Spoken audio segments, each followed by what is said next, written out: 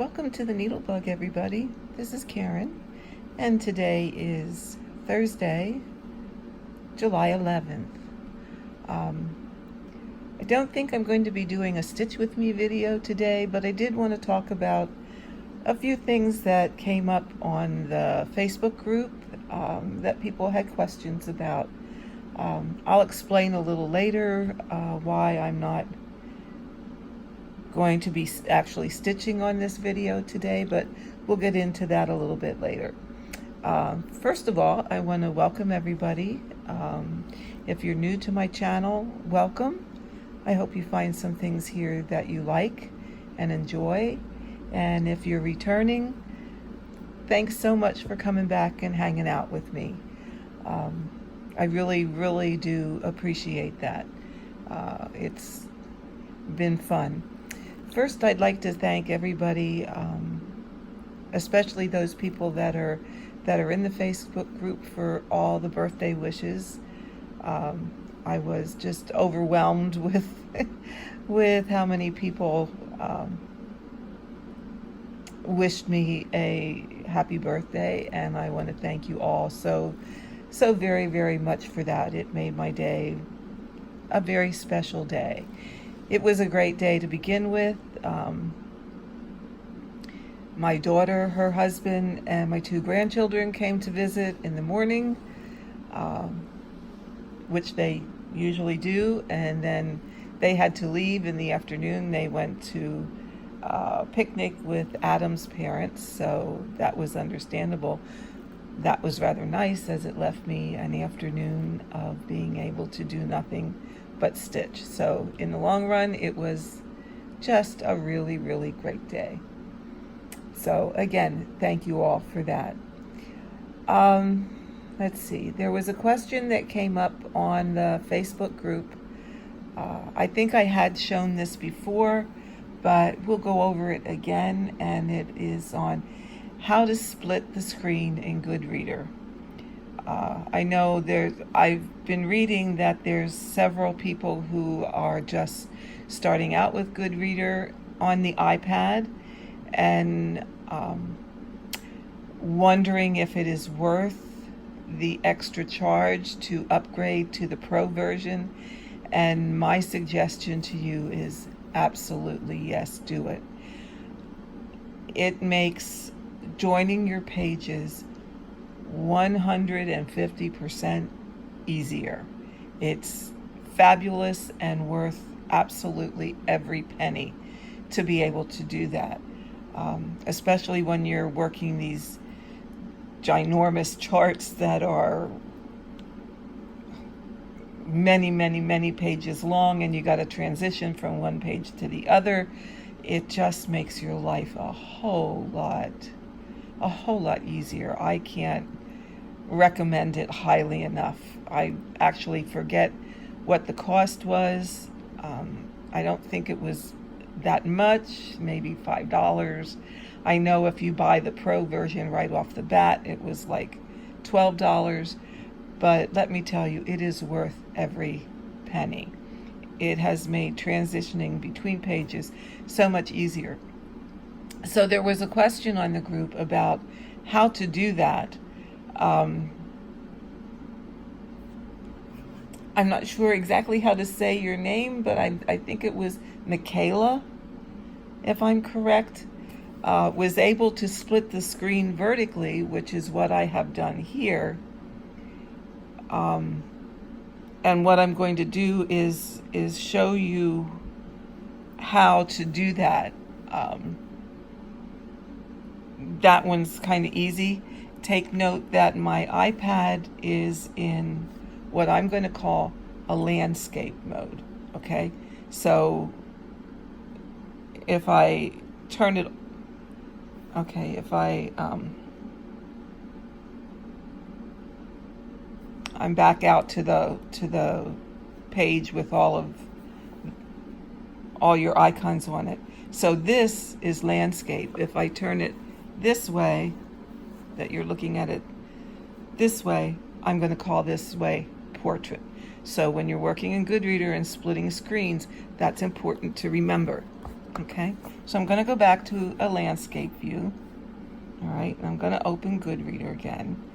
And the way you split your screen is you tap in the middle and your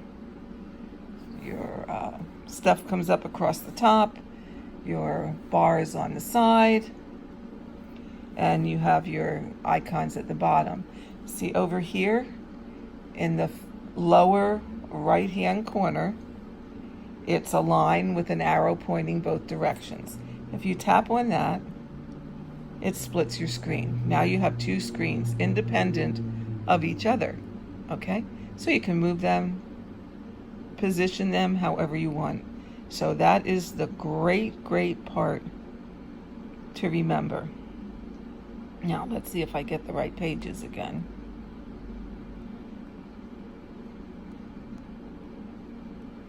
Yeah, okay. So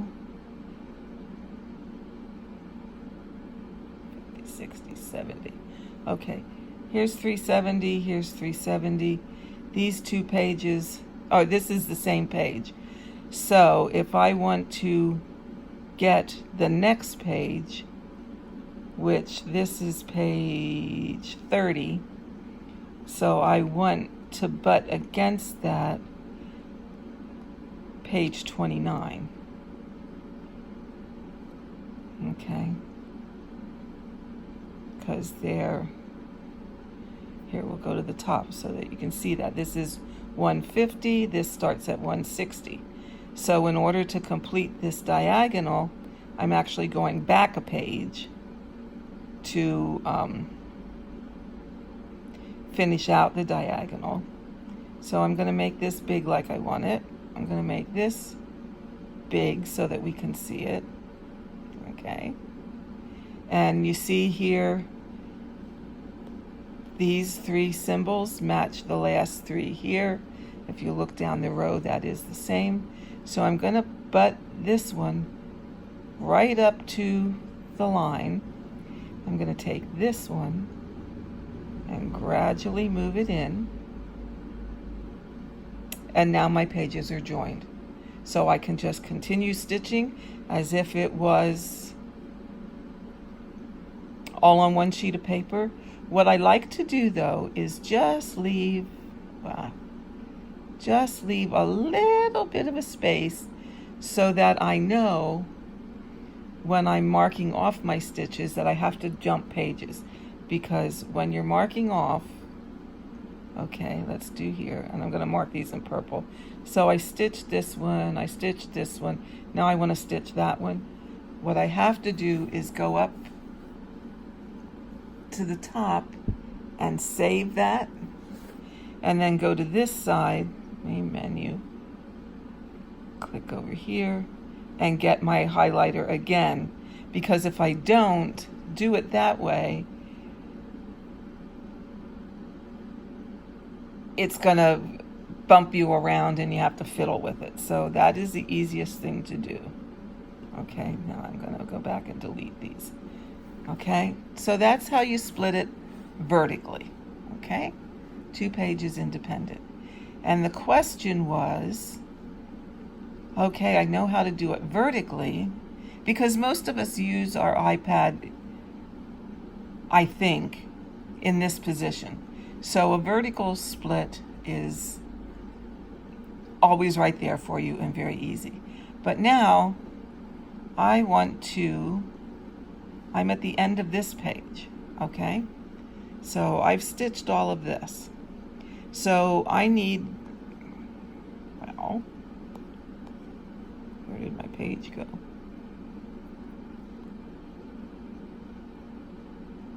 Okay, I need what's down here, which is going to be on page 38.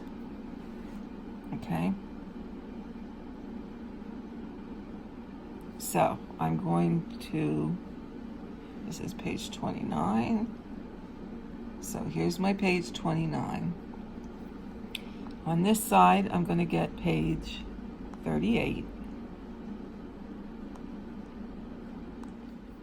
sorry about that. One of these days I will learn to put my phone in airplane mode before I start these videos, because once again, and it's so frustrating, I get a call from a telemarketer. God, I hate those calls. And since I switched my cell phone provider, I no longer have the one program that I had that automatically blocked them, and I'm getting all these telemarketer calls again. So we're good to go now. We are in airplane mode, so this should be an uninterrupted rest of this video. Oh, always something. So where was I? Okay, we split vertically. We want to split horizontally, and we need to join this with this. Well, we're split vertically, so we can't really do that. And in all honesty, I figured this out totally by mistake. But to get a horizontal split, it's just as easy as taking your iPad and turning it 180 degrees. So flip it to portrait, and now your split is top and bottom. So, I put the wrong page on top. Okay, so I want to go to page 38 down here.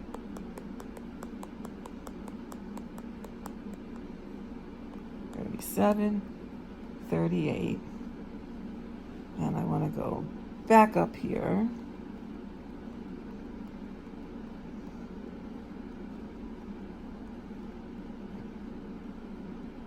Here we go. Okay, so then you just do the same thing. Make it the size you want it. Make it the size you want it. Okay, but the bottom against the line. You see our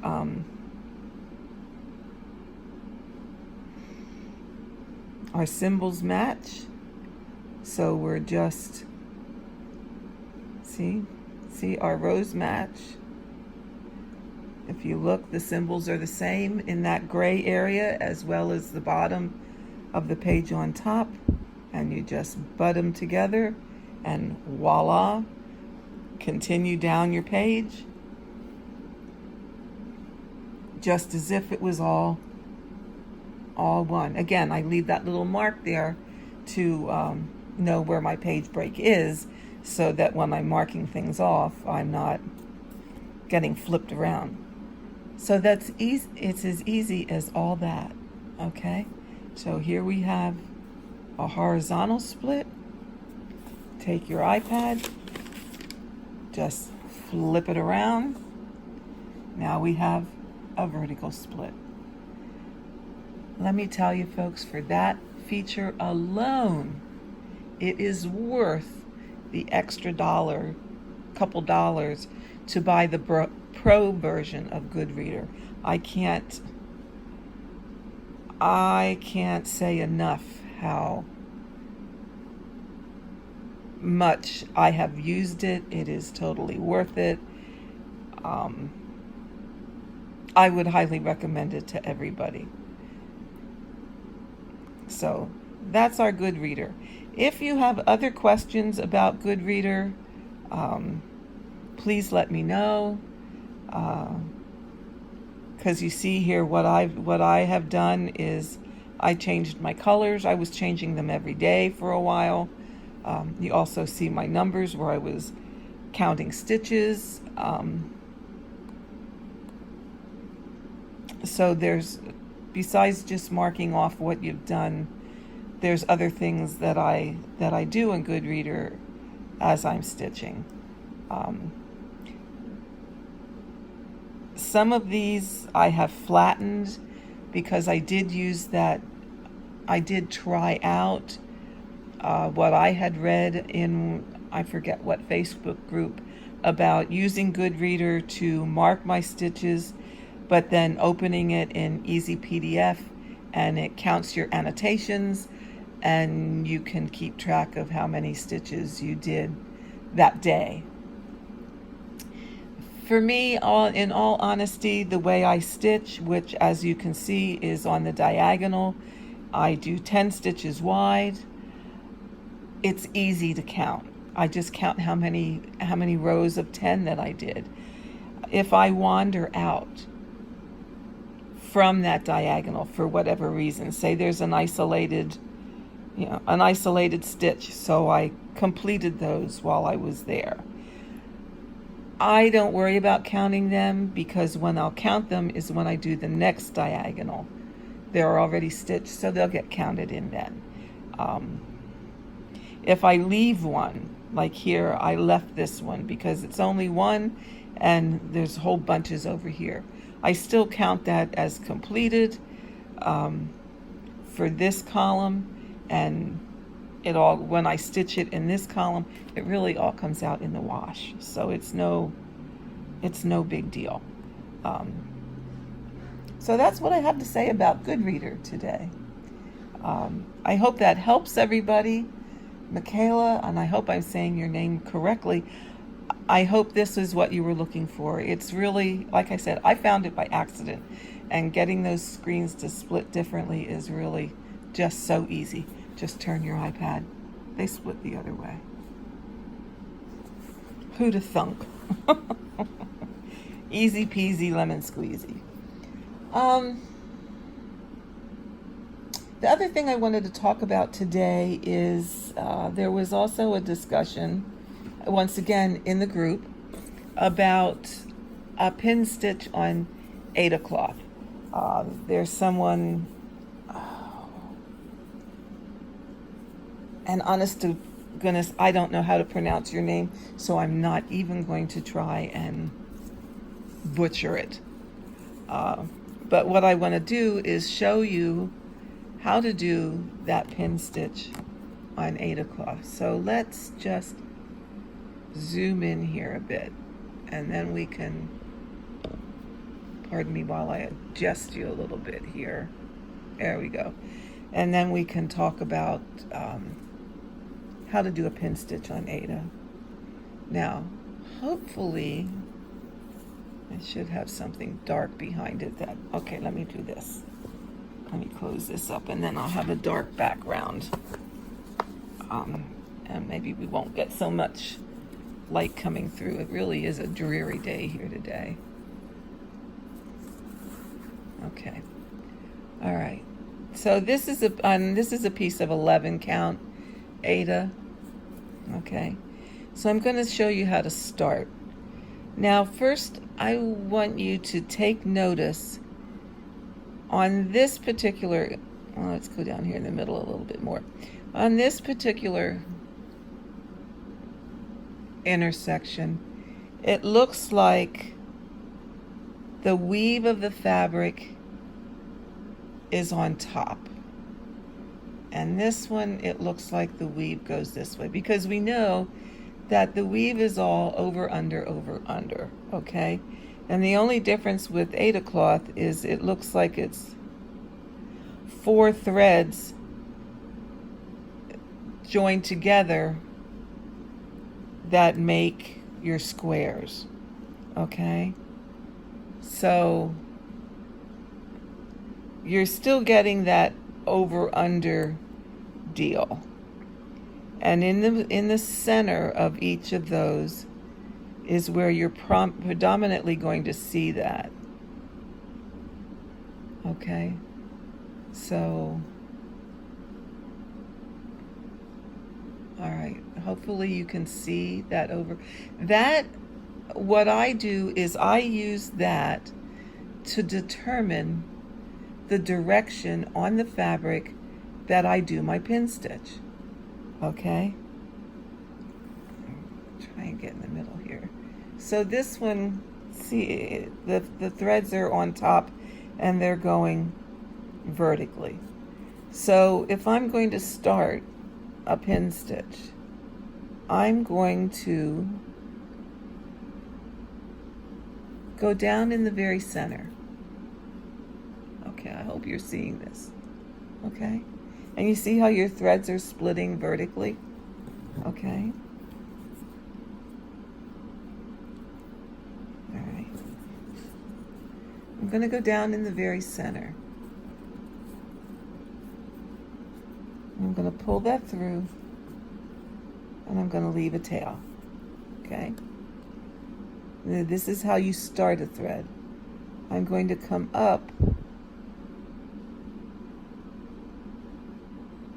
above it, and again, I'm going to split those threads. Can you see? Okay. And pull that through. Okay. I'm going to hold this out of the way. I'm going to go back down in the center. Okay. So I'm doing it just like we did on the even weave. It's the same principle. It's just that this is a different fabric, so you're splitting your threads a bit differently. Okay, I'm going to come up in the bottom of that same one. I'm going to pull that, and I'm going to go back down in the center. Okay, and I'm going to tug it. I'm going to come up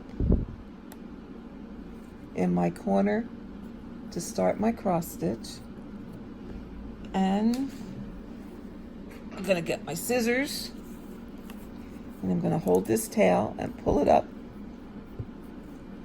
as tight as I can, and I'm going to clip it off. Okay? So really it is blending in to those threads, and then I'm going to do my X over that. Oh, for heaven's sake. Every time I sew, I hit my stand that my phone is on. Okay.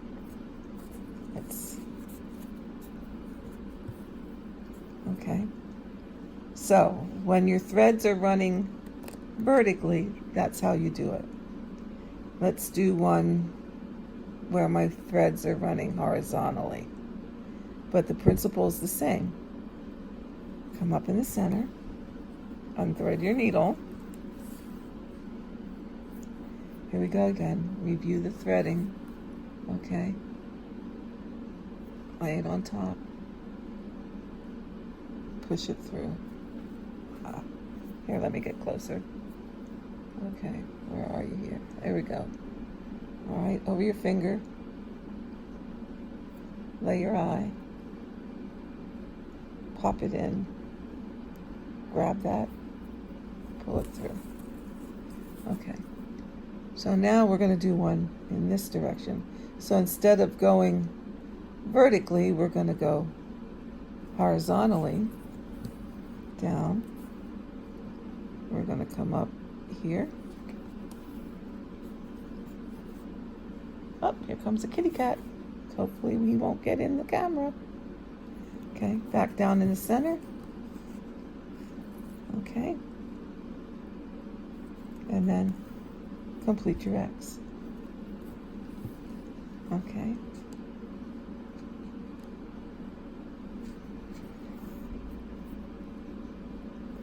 Okay. And then move on with your X's.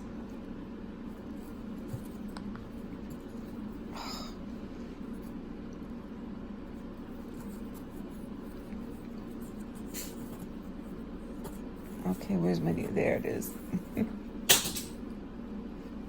Odie, what are you after?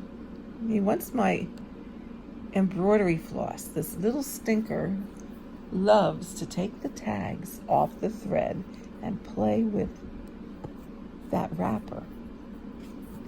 Okay. Now, to end okay, what I'm going to do is I'm going to do and this is the same technique, only I come up in the bottom, go down in the center, okay, come up in the top of that square, again go down in the center, okay, and then come up in the bottom, and I would clip the thread. So do you see how it disappears more into your fabric than if you would go, okay, let's go over here and let's do it, say, not paying any attention to the weave of the fabric. So this one, the weave is going vertically. So if I come up on the side of it, go down in the center,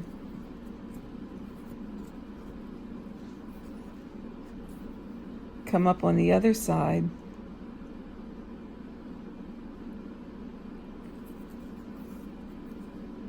go down in the center, okay, and then come up here to clip my thread. Do you see how there's so much more of it showing? Where this one, it's blending in more. Okay. So we'll do that again. Okay. Come up here. Oh, I wasn't exactly in the center on that one. Okay. It's a little hard to see when the phone is in my way. Okay, come up in the center, go down in the center of those threads. See how it just about pulls into that, it just becomes part of the fabric. Okay? I mean, you can still see it, but you see the difference. Where this one, it's much more visible. Okay? So basically, that is how you do pin stitches on Aida cloth. It's just the same technique. It's just that it's a different fabric, and you just split. Be mindful of the direction of the weave and splitting where in the direction of the weave. Okay, it's just that you're not trying to split one thread. In fact, pin stitches on Aida cloth are a whole lot easier to do than pin stitches on an even weave, on like Lugana or Jobelin or that kind of thing.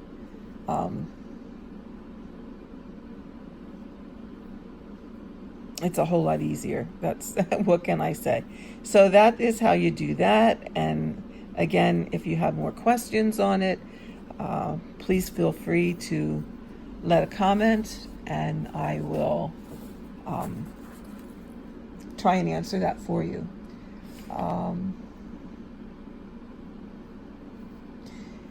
Danielle asked about waist threads, now that I have this out here.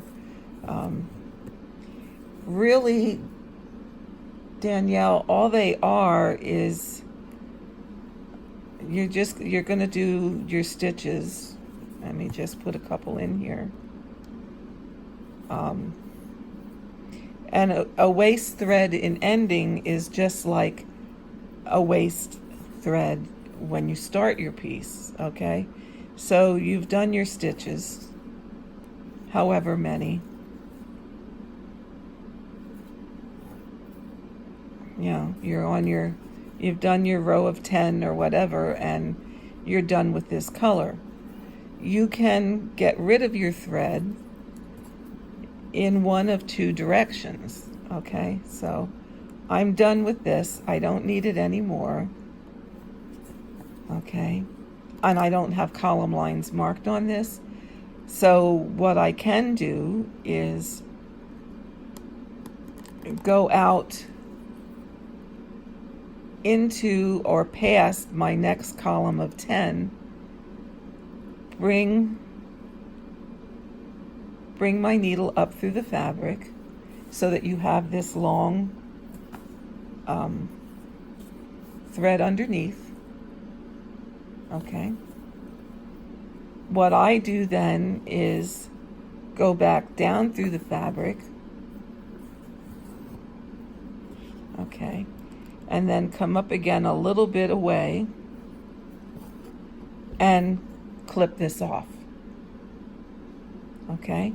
So that what will happen is when my next stitches cover this long piece on the back, I can pull this up, clip it off as close to the fabric as I can get it, and my thread is secured.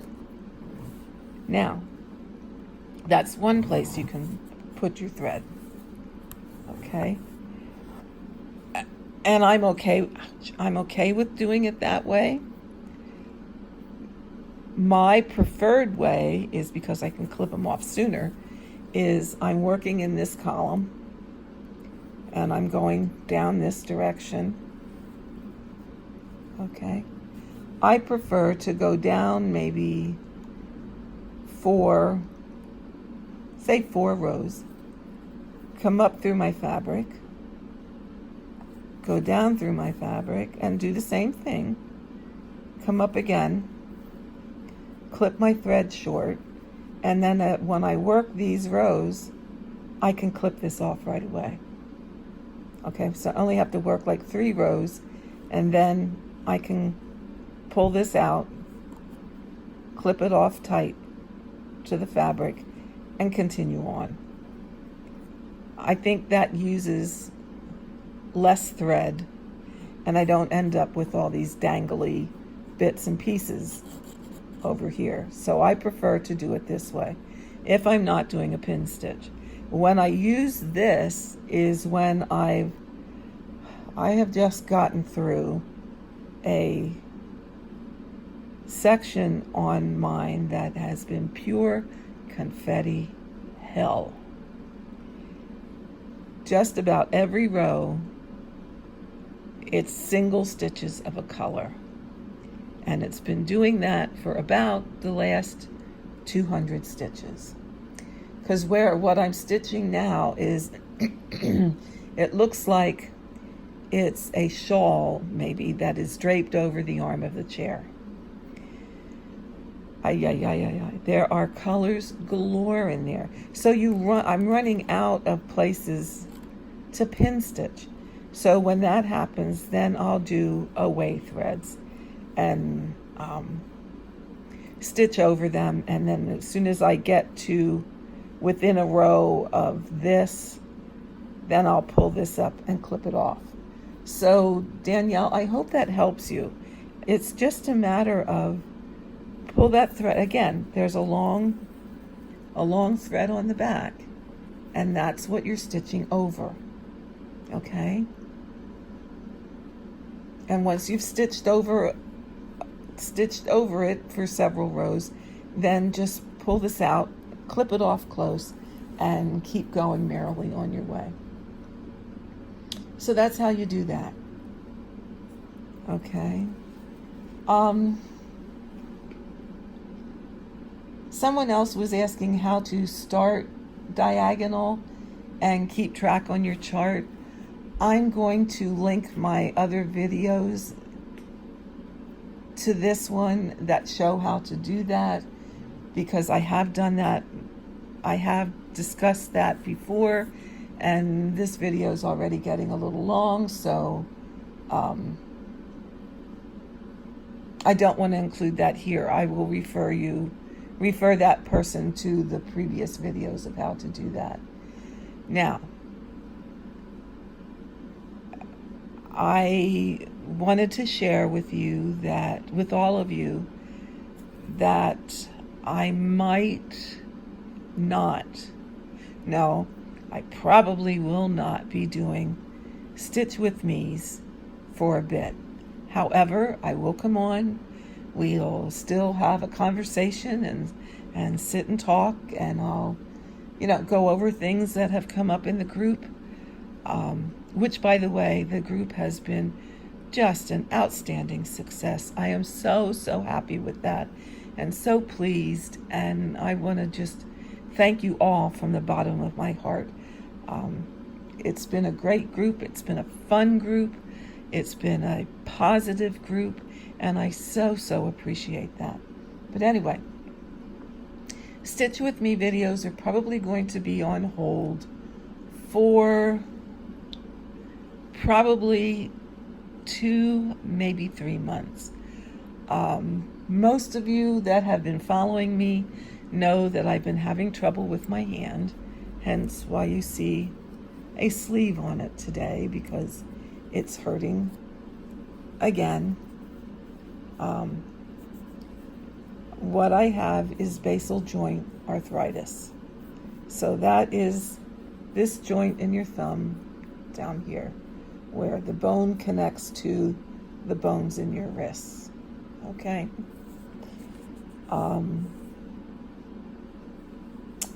It's bone on bone. So what that means, I have to take this off. Ouch. Now I have a nice little protrusion coming out here that you can see that I don't have on this side. This is a nice little, where is it? A nice little lump forming here. And that's the bone being displaced, and it has a rather large bone spur on it. And now it's at the point where it is painful most of the time. I can't grip things, like you want to hold a jar and open a jar. I'm having trouble gripping. I can't wring out, say, a washcloth anymore.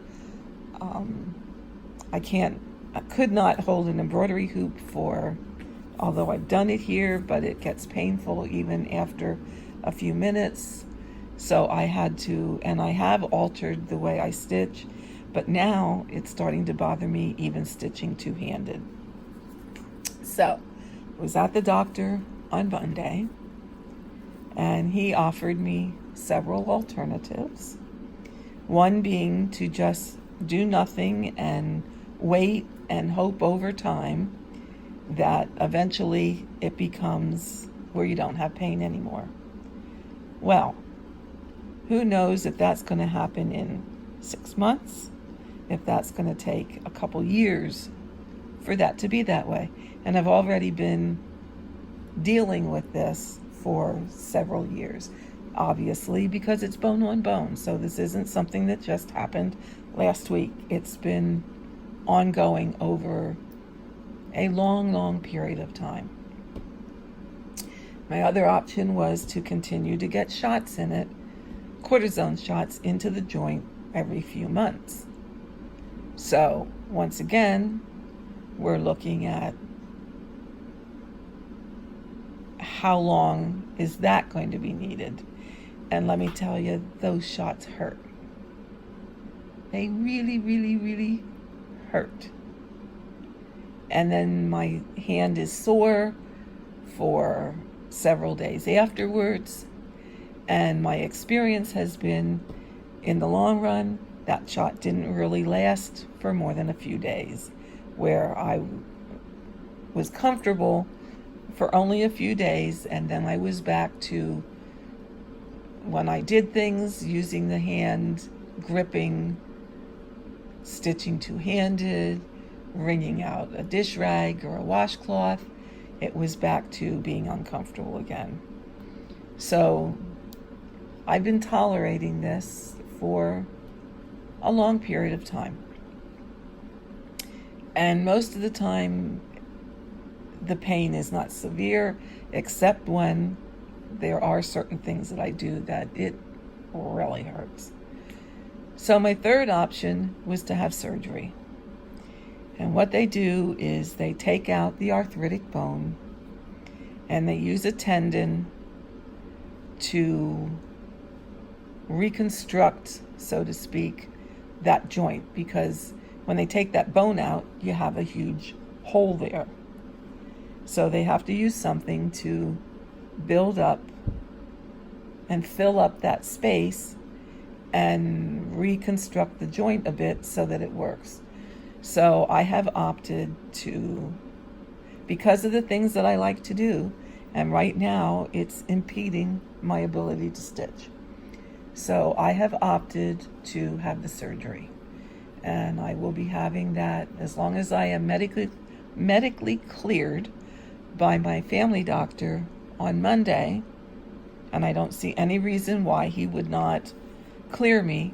I'm having the surgery on Tuesday, July the 16th, and I will be in, pardon me, I'll be in a brace and a wrap for 2 weeks until the stitches come out. So I can stitch one-handed, and I can stitch on my fanny frame, or using my Lowry, I can stitch one-handed. However, my problem is going to be threading a needle, because, hello, thumb and finger to thread a needle, and I'm not going to be able to do this because I'm going to be positioned like this for several weeks, like this for 2 weeks until the stitches come out, and then after 2 weeks I go in a cast. So if you're in this position, it's a little hard without moving your thumb to get to thread a needle. Now, I am going to figure out a way though, because that's just how I am. And I've kind of figured out that maybe I'll be able to hold my needle threader between 2 fingers and put my needle on it, lay my thread over it, and then take my needle and pull it off. I'm hoping that's going to be the case, but I can't guarantee that. So stitching may be a bit of an issue for a little bit, until I'm going to be in the cast for, he said, at least 4 weeks. So right there, we're talking 6 weeks. And then after I come out of the cast, I go in a splint and I start physical therapy to regain use of that hand. So it's going to be a while. And as I said, I'm going to continue to do videos. We can talk about things that are going on in the group, questions people have. I will gladly answer your questions. They may not be quite as often. In fact, this one is a little later than I wanted it to be. Life got a little busy over the 4th, and I just didn't take the time to sit down and make one. So I will continue to make them. I just probably won't be actually stitching in them for a little bit of time.